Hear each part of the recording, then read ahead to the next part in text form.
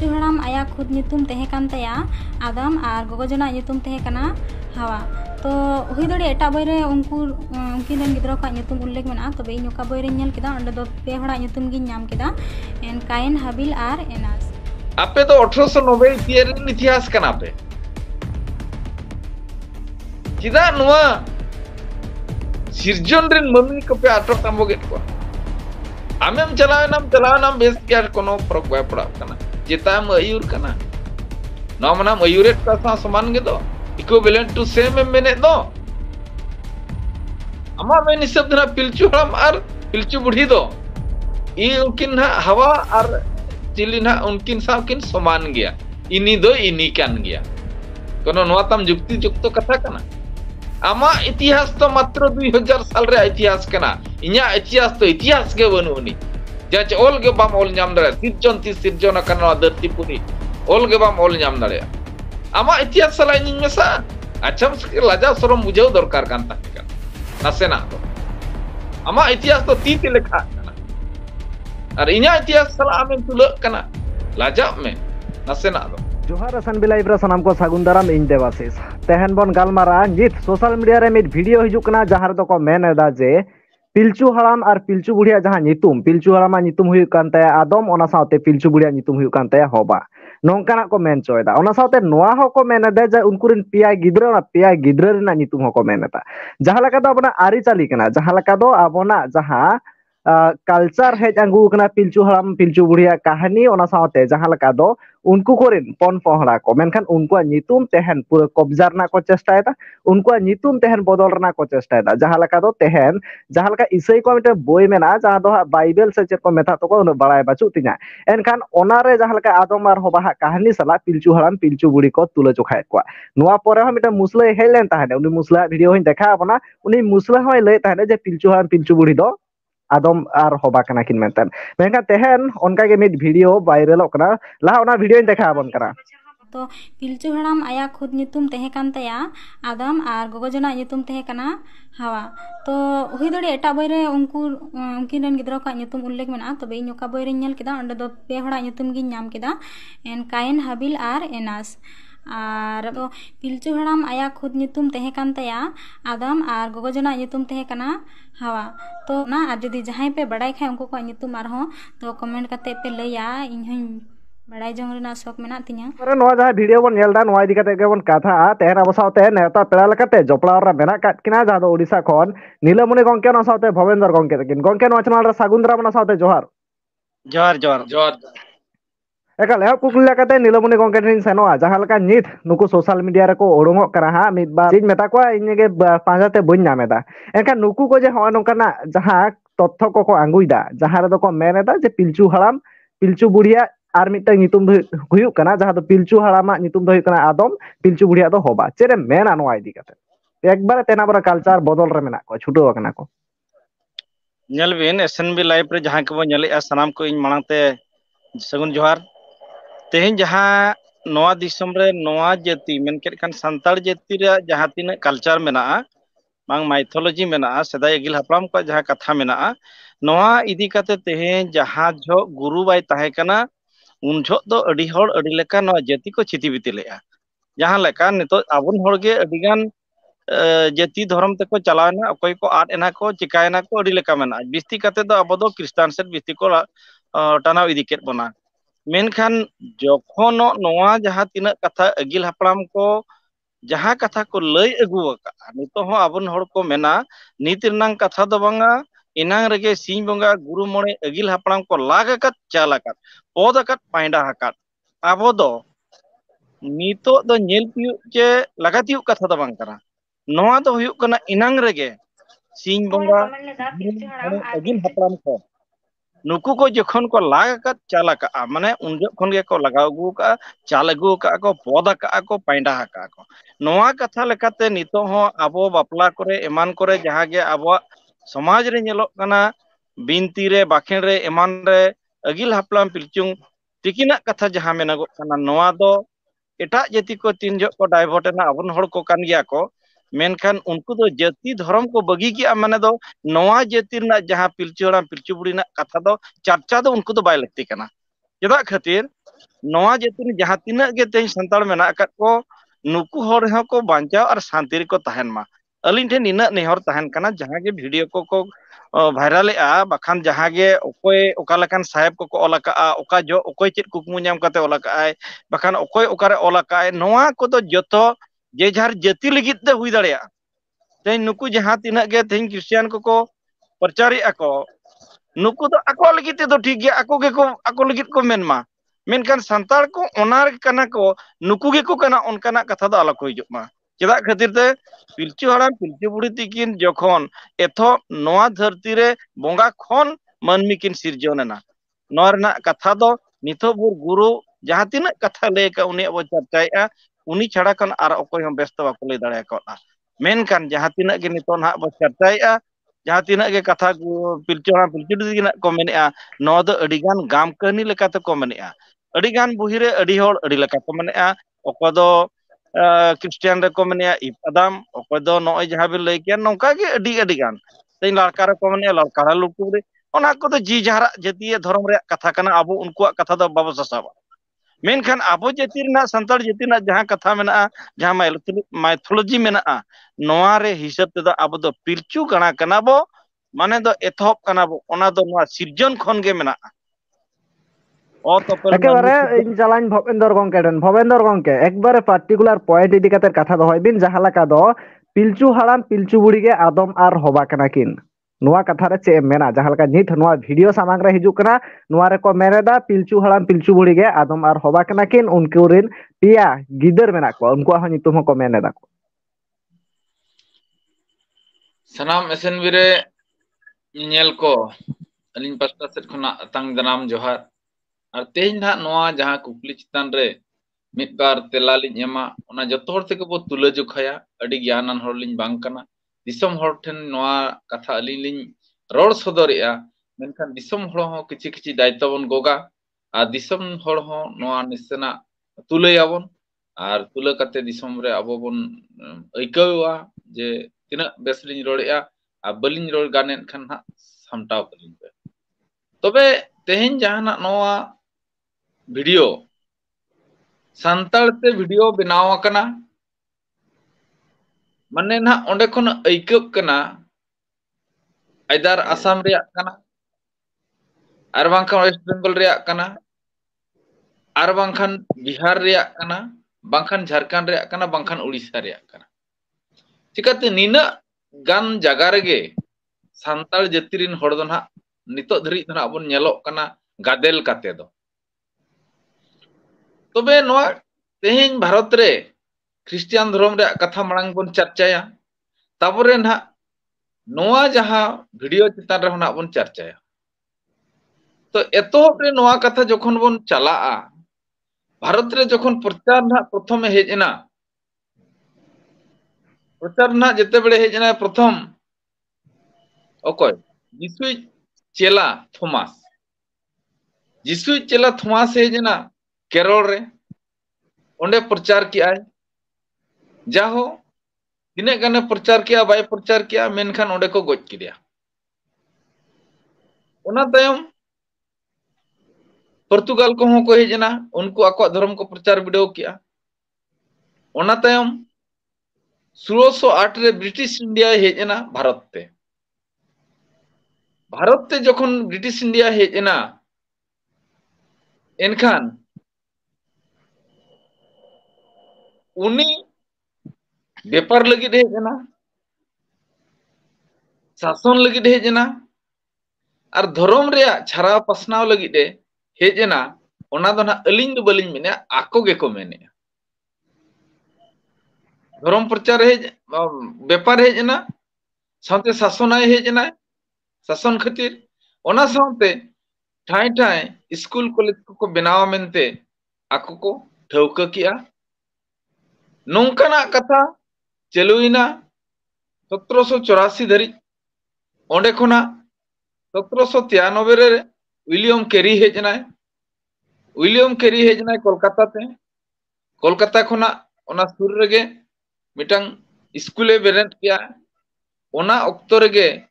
होड़ किछि पढ़ाव को पढ़ाव केट को और मिशनरी होको ट्रेनिंग केट को उनका लेका ओंडे हुईना ओना तायम जेते बेले आको को नेल किया 1889 रे आको ब्रिटिश प्राइम मिनिस्टर पार्लियामेंट रे आको नोआ को रेजुलेशन किया जे खाली व्यापार सुमुंग दो बांगा आबो दिसम रे धर्म हो प्रचार रे मेना ओना आको ब्रिटिश पार्लियामेंट रे ओना को प्राइम मिनिस्टर ओना घोषणा किया और साउते भारत रे हो ओना जिनिसटा आको को चालू किया ठाए ठाए चर्च स्कूल कॉलेज एमान तेमान को बनाव किया और ओंडे खोना किछिगान ग्रुप को बनाव किया मिटा हुई कना प्रोटेस्टेंट ग्रुप और मिटांग हुई कना कैथोलिक ग्रुप प्रोटेस्टेंट ग्रुप रे ना को हेजना पियो बोर्डिंग ते को पियो बोर्डिंग हेजना 89 रे 1889 रे हेजना पियो बोर्डिंग दो चिका का 90 रे जखन संताल परगना इलाके चलावेना डुमका इलाका चलावेना ओंडे आकोरिन होड़को सला आबोरिन होड़को सला जहाना संताल होड़कला सख्तोय गातेना गाते काते आको आड़ांगे चेट आबो आड़ांगे चेट किया आबो आड़ांग चेट काते और उनको जहां ओल आको रोमान ओले बनाव किया और बाइबल को किछिगान आबो कथा को और किछिगान लेकान लेकाना कथा आज रोमान ते ओल किया और बाइबल हो रोमान ते छापा किया और ओंडे खोना ख्रिस्टियान धर्म ना छाराव पासनाव 89 खोना आज 1933 धरि चालू किया अदो नोआ कथा ना लय रना सारमर्म दो ना नोआ काना जे सरीगे भारत रे अब जहां गेना आसाम हुईना ओडिशा हुईना बिहार हुईना बेंगल हुईना जहां गेना सांताली बेल्ट रे 30 खुना छारा पासनावेना ओना जिनिस ना मिटांग कथा दैकेलिन एम किया एनखान 1889 90 खुना जखन नोआ रना छारा पासना इहोब एना ओना मांग रे आबोरिन होड़ सरीगे आबो लेका को ताहे कना कि क्रिश्चियन लेका को ताहे कना ओना प्रथम चर्चा हुई आबोना जखन आबो लेका को ताहे कना ओना मांग रे एनखान ओना वीडियो रे जहां उनी कुड़ी रोड़ की आय उनी मेरी चिली मुर्मू कुड़ी रोड़ की आय ओना जहां रोड़ किया ओना मांग दो ओकारे रोड़ ले ताहे कना को नोआ तो 1890 खुना तायम ते को रोड़ किया चेट खातिर ते पियो बोर्डिंग जहां ट्रांसलेटेड को बाइबल ओनर ना को चेट किया और ओना आधार ते बाइबल रे आको को रोड़ करा बाइबल रे जखन आको को रोड़ करा एनखान नितोगी जेनरेशन नि होड़ दो जेहेतु क्रिश्चियन कुड़ी कना एनखान चेरे चेदा ओना जहां बाइबल ना आधार ते तेहिन नोडे आबोरिन होड़ भेवना लगिन और आबोरिन होड़ आरो को बर्ड को सांगे को लगिन ते नोआ जहां कथा रोड़ किया जे पिलचू हड़ामा और पिलचू बुढ़िया नुतुम दो आज चेटे मेन किया ओना कना मेनखान पिल रिया माने चेट कना पिलचू ना माने चेट कना और आबो जहां बोन सिरजोनेना बोन पिलचूहू खन बोन पिलचू हड़ाम पिलचू बुढ़ी ना बोन ओंडे खोना गेना एआई कोड़ा एआई कुड़ी और ओंडे खोन गेना तेहिन आबो धरी तबे नोडे आजा कथा लेकाते मेन लेखान आजा धर्म रेया प्रचार आजा धर्म रेया चर्चा ओनामा मात्र 1890 साल खुना नेलोक कना आबोआ सोसाइटी आबोआ लाइलाकचार आबोआ बिनती बाखेण कनो 1890 साल खुना एहो बाकना की ओना खन तायम एहो बाकना की उनी कुड़ी ओना मांग चिंता हुआ जे नुकुआ दो इतिहास दो नोंकाना नुकु जातिया इतिहास दो नोंकाना जहां चे ओकोय हो बाको ओल दाड़ेया नोआ दो बिनती लेका तेगे तेहिन धरिज को दोहोआका चिकाते नोआ मनमी सिरजन तीसरे को सिरजन कना ᱚᱱᱟ ᱠᱟᱛᱷᱟ ᱫᱚ ᱛᱮᱦᱮᱧ ᱫᱚ ᱱᱟᱜ ᱴᱷᱟᱹᱣᱠᱟᱹ ᱫᱚ ᱵᱟᱹᱱᱩᱜ ᱟᱹᱱᱤᱡ ᱜᱩᱨᱩ ᱜᱚᱢᱠᱮ ᱦᱚᱸ ᱡᱟᱦᱟᱸ ᱦᱤᱛᱟᱹᱞ ᱯᱚᱛᱚᱵ ᱚᱞ ᱠᱮᱜᱼᱟ ᱢᱮᱱᱠᱷᱟन ᱟᱡ ᱦᱚᱸ ᱵᱤᱱᱛᱤ ᱠᱷᱚᱱ ᱜᱮ ᱥᱟᱡᱟᱣ ᱠᱟᱛᱮ ᱚᱞ ᱠᱮᱜᱼᱟ ᱵᱤᱱᱛᱤ ᱠᱷᱚᱱ ᱜᱮ ᱛᱤ te ᱟᱹᱜᱩ ᱠᱟᱫᱟᱭ ᱟᱨ ᱛᱤᱭᱟᱜ ᱠᱟᱛᱷᱟ ᱜᱮ ᱱᱟᱜ ᱛᱮᱦᱮᱧ ᱦᱤᱛᱟᱹᱞ ᱵᱚᱱ ᱚᱞ ᱠᱮᱜᱼᱟᱭ ᱦᱤᱛᱟᱹᱞ ᱨᱮᱢᱚ ᱯᱟᱲᱦᱟᱣ ᱠᱮᱜᱼᱟ तो ओना लेका हिसाब ते तेहिना जुदी आज 1890 साल खना गा इतिहास जुदी अबोय लेयबोन कना एनखान उनी खना मुरुक दो आर अकोय मेनाया आर उनी तो तेहेन आज मा एड़े ओचोयना सावते आबोरिन जहां गे ना होड़ मेना आकात को उनको हो भेवना कते आजा हो ढारते एड़े इदी लगिनते आज मा ओका हुड़ अकना को आकोरिन जहां के बाप दादा अड़ी दिन रना इतिहास मा बनु अनी 1890 रना इतिहास कना आर ओना बेड़ा रना कथा तेहेन नुई ओकाल काते लई दाड़िया कना पिलचु हड़ाम तिकिना ᱧᱩᱛᱩᱢ दो चिली मेन किया जाहो आदम आर हवा ओना ओकाल काते रोड किया उनी ओना मिटा लाजाव आर श्रम हुनंग ऐकर ना कथा कना एकेबारे एनखान नीलमणि गंके जहाँ लेका भवेंद्र गंके पूरा बुटा बुटी मेन केदाय आको जहाँ इतिहास कना ओना पूरा हा विस्तारित मेन केदाय एनखान चेत उद्देश्य कना उद्देश्य को हम मेन केदाय मिद बार मा एनखान चेदम उयहर दा चेत उद्देश्य काते नोंका सांतार को जहाँ नागाम टारगेट काते को लई दाको नितो जहाँ किन लई कि भवेंद्र तिकिन जे आबो नो जहाँ 1890 सेट करे खन गे नोआ क्रिश्चियन को बखान दो नोआ दिसम रे दो ईसाई को जहाँ तीन को धर्म को माने आबन हड़ को बदल किया को ईसाई ना को नुकु दो ओने अडी चेहरा कथा किन लई किया जे आबो नोआ दिसम रे जखन उनको को आबन हड़ा भाषा चेत कते जखन को ट्रांसलेट किया आबो कल्चर को कुमबू किया नोआ कल्चर दुर्बल लिगित ते तेहेन आबन हड़ चिलिकाते आकोसेट को चला नोआ दो अडी मरांग षडयंत्र कना नितो समय रना कथा दा बांग कना अबिन नेल बिन 1850 रे जखन नोआ कथा तीन जो आबो नुई तिलका माझी जन्मयनाय ओना परे खन गे उन जोगा कथा हो आबो बो बड़ाय काट गया तिलका माझी हो नोआ इदी कते हो रिवोल्यूशन लेत गया तिलका माझी आज देखाव लेत गया धर्म ना दाड़े जहां चे तेहेन जहां कंट्रोवर्सी रकब कना जे नोय जहां आबो तिलका माझी बोंगा दाड़ेते जाहेर दाड़ेते धर्म ना दाड़े जहां देखाव किया नोआ को दो उनजो गे इन अक्तो ते दो आबन हड़ को दो जतो क्रिश्चियन को चलाव चाबा कना मेनखान नोआ धर्म रेना दाड़े जाहेर ना दाड़े जखने देखाव का बांगा ओना इदी कते अडी गान हड़ को रुवाड़ेना मेनखान आबन हड़ दो नौका को नरमा और नौका को लेला जहां सेट गेम ओरे अंते के चला कना ओनाते नोआ जहां तीना दिन खन नोआ दिसम रे नुकु जहां तीना गे साहेब को हेजना एटा धर्मान खोड़ेना नुकु दो नोआ दिसम रे आवरिन जहां संथाल को जहां को तहन कना बखान दो मजी पारगना व्यवस्था जहां तहन कना नोआ दो अडी केटे राय तहन कना नोआ राय तेगे जाहेरगार तोल तहन कना समाज रे राय तहन कना धर्म रे राय तहन कना नोआ को रपुदो लिगिते नुकु को नेल किया चेलका तेले रपुदा रपु लेखान ले आले नुकु दो धर्म लेकाते नुकु अचुर को और नुकु को छिनबिन लेनकान आले गुलाम रे को तहन नोआ दो आबो दो नोका कना को उनको ठेन गुलामो रे डांग सजेस्ट करा और नुकु दो जहां लेका किन लई किया इतिहास जतो के बो बड़ाय काट गया नोआ दो दिसम रे दो ईस्ट इंडिया कंपनी जखन हेजना नुई दो व्यापार खातिर हेजना मेनखान व्यापार सावते धर्म रेना व्यापार ओंडे दो चला कना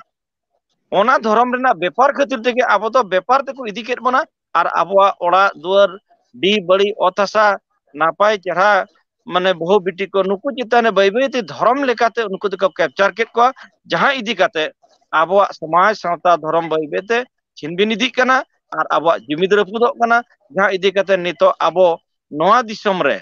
संताड़ जाति नितो तलमल रे मेना बना जहां चे ना पारापुने ते बो मिद दाड़िया कना चे रायरी ते बो मिद दाड़िया कना चे आर जहां के असुलो लेकना हरा बे दिशा बो नाम दाड़िया कना नोआ रे नंग अडी मरांग षडयंत्र कना मेनते आबो नितो जतो हड़ को तेगे ना बो तुलो जखाया अलिन जहां लिन मेनेआ नोआ तिना जथातो कना जे बाय जथातो कना नोआ आपे कमेंट तला तपे गु दाड़िया जे बांगा आबो नितो नोआ जाति तेन अडिगान नेता को अडिगान गावता को अडी सत्तो को छुटाव कना जुमिदो लगिते मेनखान गुरु गंके ओना इदी काते जहां तीना छुटावना उनिया कथा नितो एभॉइड काते आबो जुमिदो हरते बाबो हिजुक कना नोआ दो अडी मारांग नोआ दिसम रे षडयंत्र कना और अडी मारांग आबो जातिर करना हर कना एकेबारे बुझेना ओना सावताड़ी बेस मिट चेहरा कथाम साब राकाब केदा जहां लका दो नित आबना जाति धर्म टलमल गुजुक लका नेलो एनखान भवेंद्र गंके नित जहां लका जुआन को हाराक कना सिकनेतोक कना को एनते रहो चिका लकाते नुकुआ माइंड को वास एत तोकुआ चिका लकाते माइंड वास काते जहां निजेरा कल्चर निजेरा कथा बांग लई काते एटा होड़ा कथा को पासनावेदा एटा होड़ा कथा सामांग रे को दोहोयदा एकबारे खाटोते ऑक्तो एकबारे खाटो गया अदना नोआ अड़ी चेहरा कथा बिन औ किया ना नोआ मिटा अड़ी चेहरा कुकली कना दिसम होड़ जत्तो होड़ कना बो तुला जोखाया नो ना अलिन दो ना गाने गाने के दिसम होड़ कना अलिन अड़ा आको कना चिकाते अलिन माड़ी खटो यार होड़ कना लिन उना लिन उयर सेटे दाड़िया आबांग जत्तो होड़ बन उयहरा नोआ जाहेर दाड़े नोआ तो होड़ तेको उन उयहरा नोआ सावता सरी के तिनम दुलड़ का तेहेन अब जहां के ना गेलबार चांदो ना बोंगा बुरु जाहेर ना बोंगा बुरु टंडी बोंगा रे बोंगा बुरु गोड़ा बोंगा ना बोंगा बुरु नुआ रे अबो नितो रिन गिद्रा को तिना जाहेर ते बो सुतु इदियत को आर टंडी बोंगा गोड़ा बोंगा ते बो सुतु इदियत को नुआ हुयु कना प्रथम तो जुदी आमी गिद्रा आमा बोंगा बुरु कथा जुदी बाय चेदा आमा बोंगा बुरु कथा ठाव जुदी बाय नेला एनखान उनी दो चिदा होड़ा कथा ते बाय सरिया उनाते जतो हर गेबन उयहरो माना दिसम होड़ जहां गे पे नेला उयहरो अबन माना अबोरिन गिद्रा सरी गे जाहेर गा तिना अबन दिया सरी गे अबो जतो शर्मा टंडी रेबन बोंगा कना की सरी गे अबो जतो शर्मा गोड़ा रेबन बोंगा कना की ओड़ा रेबन बोंगा कना की जतो हर तेबन तुला जोखाया नुआ कथा जखन आबो दिसम रिन होड़ दो मांग रे को इकाव ले ताहे कना जहां गे को क्रिश्चियन को जहां को लेपे लापल उंडा केट बना जहां गे जति को और पसनाव हिरिज पसिर किया ओना तायम गुरु गमके जखन नोआ धरतीपुरी ते हेज एनाय आर दिसम होड़ जखन नोआ कथा को चर्चा किया जे नोआ धरती सरी के सामटा ना ओक्तो आर लापल उंडा कना देवन सामटावा ओना खातिर ते गेलबार चांदर ना बोंगा बुरु कथा ओड़ा बोंगा कथा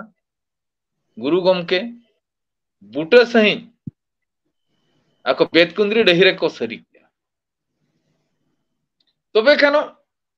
तेज में आमगे बाम सरिया कावाना आर गिद्रा चिदा सरिया ताम आमगे बाम चिदा का गिद्रा चेदम चिदाया ओएड तो हुयु कना आबो ठेन आबो बाबो चिदा का ओनाते होड़ा चिदा कथा बो सरी कना आबो बाबो बड़ाया ओना खातिर गिद्रा तबन केड़े इदियत को आबो क्वेश्चन हुयु कना ओनाते तेन अलिन बारंबार जतो वीडियो रे गिलिन मेना जतो हर दिसम नोआ कथा लिन मेना आमा जति आमा सावता आमा जति बुड़ाना आमहम बुड़ा उतरा तायम दो बड़े जन चम ओलो चिली को चम ओलो ओने उनका हालतम या ओना खातिर मेना गुरु गमके मेन किया ओले माल्ले रे रोड़े माल्ले रे धरो में माल लेखन आमहम आदो ओनाते बया मा दिसम होड़ को लिन लेकाना कथा बिन बिन मेन किया नोआ जति टोलोमोलो कना सरी गे टोलोमोलो कना नोंकान टोलोमोलो ऑक्तो रे गुरु गमके मिट्टांग कथा बन उयहरा धर्म जुदी बन दढ़या राय जुदी बन दढ़या धर्म एम दढ़ो लेखान राय दो आज तेगे दढ़ोआ इनखान तेन धर्म दो आबो ओकारे मेना जाहेर गाड़ रे मेना अबुआ उपरुम दो ओकारे मेना परिस रे उपरुम दो टंडी बोंगा रे मेना गोड़ा बोंगा रे मेना ओड़ा बोंगा रे मेना नो नोंकाना कथा जुदी गिद्रा को बाबो चेद आकोआ एनखान बोढ़े नोआ वीडियो तेम नेल लेखान दो आदो चेदेम बुझावा bang Pilchu harama nyutum do tahen kana ced liñ men ket ced men ket Adam ar Hawa. Adam ar Hawa una gem ceda cikate ama binti katha amit gidram ced akawa dia ki onate teheny abo jati rin hor noa jati renak katha dhorom reyak katha lai lakchar renak katha enej sereny reyak katha khali bahare jela ar kacha horok kate ale jati renak le lakchar le banchaw ya onka do tishon bai gan noa lakchar banchaw lagit te khan abin orak bunga gola bunga tandi bunga ar gelbar chande bunga jaher bunga rehon bunga buru binti bakhen mena ar nongkanak katha ko babo charcha hakat bhur noa jati do nongka ge Pilchu haram Pilchu budhiya nyutum ko leyabona ar ababon sariya menkan disom horing kulit bona teheny sari ge Pilchu haram Pilchu budhiya nyutum do onka tahen kana ki onate ar mitang katha nodolin ror tonge tara kada ape do 1890 tierin itihas kana pe cida noa sirjon rin mami ko pe atot amboget ko amem chalawenam bes kyar kono frog bai padao kana chetam ayur kana no manam ayuret ka sa saman ge do equivalent to same mene do ama men hisab dina Pilchu haram ar Pilchu budhi do i unkin hawa ar chili na unkin sa kin saman gya ini do ini kan gya kono noa tam jukti jukto katha kana ama itihas to matro 2000 sal re itihas kana inya itihas to itihas ge banu ni jache ol ge bam ol nyam dare sirjon kana dharti puri ol ge bam ol nyam dare ama itihas sala nyin mesa acham laja sorom bujau dorkar kan tahe kana nasena do ama itihas to ti te lekha kana ar inya itihas sala amen tulak kana lajak me nasena do একেবারে এনখান নীলমণি গঙ্কে মুচাদ অক্ত নোয়া কো ইদি কাতে একবার অক্ত খাটো গিয়া এনখান মুচাদ অক্ত চেট দিস হুদিস এম পাসনাওয়া নোয়া কো ইদি কাতে তেহেন জাহাঁ লেকা কনভার্ট রেনা কো চেষ্টায়দা সান্তাল জাতি পুরে টলমolo জাহাঁ লেকা তো গুজুক লেকা ñelok kana আর নোয়া ডাহার রে ñelok kana আরো গে সেঙ্গেল কো জুলাক kana একবারে মুচাদ রে চেট দিস হুদিস এম সদরা নংকানা ঘটন রে ñelbin muchere noa katha lej mena jaha jatiya janam alang ar role dulala mendo abo guru gongke metang katha men kea je janam ay do rengit he uni ge hara janam rod do nidhar he ona tege maranga ten akin una der ol tahen tulu re guru gongke tikin do olkin benaw ke abo lagit te tobe noa bhitre re nuku jahana ar jati ko katha dakelin ema nuku ko do ona khatir gidre khonge ako do janam alang te ol marang hocho ko ako ona time eta jatiya bakan eta dharma bakan etaga olte do ko oloa to olok parha do joto jatiya tegem ol parha dareya menkan ama janam jati na ol parha te na ama janam jati na dular ar dhorom na daya ar maya do bolona ona khatir te nitoga oktore abo katha bo dular le nange abo do jumidoa bakhan do bai hijua ona khatir te mirage abo ol katha jaha katha bo rakabea je one guru gongke men leay noa do barahi kana ol do olte nang santawa olte nang topola tebe nang noa disom am bancam tahen ar jahan hak nitok jahan leka katha rakap kana je banga tehen abuak jati dhorom rena katha je abuak jahan tinak ge agil haplam re katha sedai kon jahan lag kate ko chal agu akat noa katha do tehen jahan olte nang bhobentu ki legea jahan leka mena to topol idina tolena noa chitan re hana nawa jahan leka ge nitok bai bai te jokhon esai jatirin hor ko nitok tolmolo okto re ko setera kana na hante ako set ko chala dareyak kana je abo set note ko bolo dareyak kana ona khatir te nuku do gate ligit te adi marang noa sodojantro kana jahan idi kate teheny bharat disom kon eta disom re jahan tinak ge mena akat koa nuku do saheb te ko ror kana eman te ko ror kana ako jati dhorom re ko charchay ako banchay ako ona ko do abo babo risok kana तेज आबो खन भारत खन एटा दिसम रे मेना आकत को aku ईसाई धर्म rain मेनखान उनको अब चेत को रोड़े बाको रोड़े चेत को चिके ओना बाबो चिंताया मेनखान आबो दिसम जहां तिना के नितो मेना आकत बोना जहां जहां करे एनांग किन लई किया जे आबोरेन बिहार हुयो बेंगल हुयो उड़ीसा हुयो आसाम हुयो नवा करे जहां तिना संताल मेना बोना नितो आबोर हट ताहे होचाबन माको आबो आलो को हांते बन मा और जहां के दिसम नवा वीडियो बो नेलेआ नवा कथा ठिकई मा जे जहां तिना बो बांचाव कना जेमन आलो बो हांते नाते मा जहां को चलाव कना नितो दो उनको दो टलमलर और डामाडुल रे मेना को जहां इदी कते आबो लगित अडी मारंग लेकना प्लान अडी लेकना हड़ को बेना को जहां इदी कते आबो नौका को अचुरित बना नितो जहां लेका पिलचु हड़ाम कथा को मेना पिलचु हड़ाम रोड दो संताल रोड कना नवा दो संताला जेतिये कना नुकुआ के ताहेना आर ओना इब को आदम को चेत को हाना नवा नवा को दो आबो दो बांग कना ओनाते ओनारे आलाबो भेना मा नवा कते अली दिसम ठेन मेंशन ले냐 आर उनको कथा ते आलाबो तरा बाखान दो चाबा उतरो एकाल आयमा साराव एनका तेहन जहां लका नवा घटन को आंगुइदा जे पिलचु हड़ाम पिलचु बुढ़िया नितुम दो आदमार होबाकना नवा दो एकबार गे बांग कना नुको माइंड वास कना माइंड वास काते आरो होड़ा माइंड हको वासदा नोंकना को उहियर दा एनखान दो बेसोआ आपेया नागाम बाड़ाय पे ओना जहां आपे जहां नागाम पे बाड़ाय दा से ओना 2000 साल रेना ओना नागाम बात काते जहां सांताड़ा सारी नागाम कना ओना